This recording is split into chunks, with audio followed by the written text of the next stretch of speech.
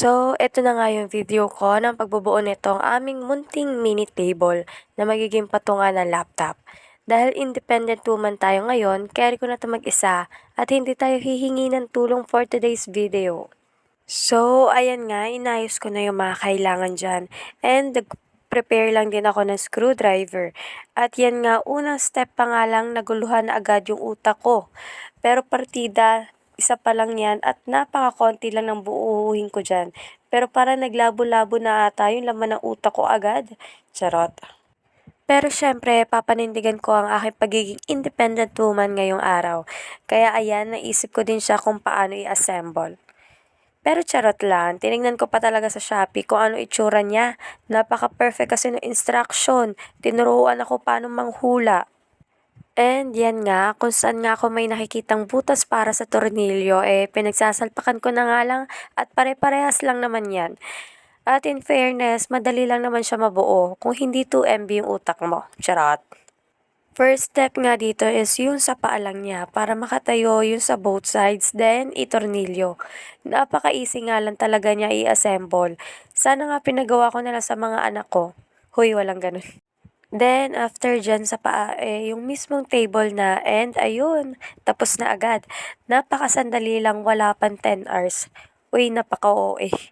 Pero napakadali niya lang talaga buuhin dahil napakasimple lang naman niya, pero aesthetic ang datingan.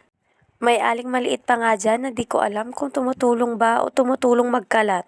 Sabi ko nga sa kanya na tulungan ako magligpit. Ang sabi ba naman sa akin akin naman daw Shopee yun. Napakagaling na bata, manang-mana sa pinagmanahan. At ginawa pang ang gown yung karton. Ay Diyos ko. And ayan na nga itsura nung natornilyo ko na yung table. After nga niyan is aayusin ko na kung saan ko siya ilalagay. At naguguluhan na nga ako sa itsura ng bahay dahil napakakalat na naman nga. Yung tipong gusto mo ng bahay na aesthetic pero yung mga kasama mo sa bahay parang gusto ata maging junk shop. Ay nakakaloka talaga. Minsan nga gusto ko na lang silang palayasin lahat at mamuhay mag-isa. Charot. So, dun ko na nga lang siya naisip ilagay sa pinaglagyan ko ng table ni Kuya Dwayne. Dahil maganda yung pwesto doon at malapit pa sa electric fan. So, perfect siya doon ilagay. Yung table naman ng kuya is nilagay ko na lang katabi ng sofa. Dahil feeling independent nga tayo ngayon, ayan, utos ko, buhat ko. O, di ba ang saya? Wala tayong no choice. Ginusto ko to eh. Charot. And ayan nga, inassemble ko lang din yung laptop holder dyan. Dahil feeling ko talaga malaki ang laptop para dyan. Pero bahala na si Batman. Wala tayong no choice. Gagamitin natin yan short man or hindi. Bawal magsayang. Madaming taong walang pang Shopee. Charot. So, ayan na nga ang itsura ng aming munting working station.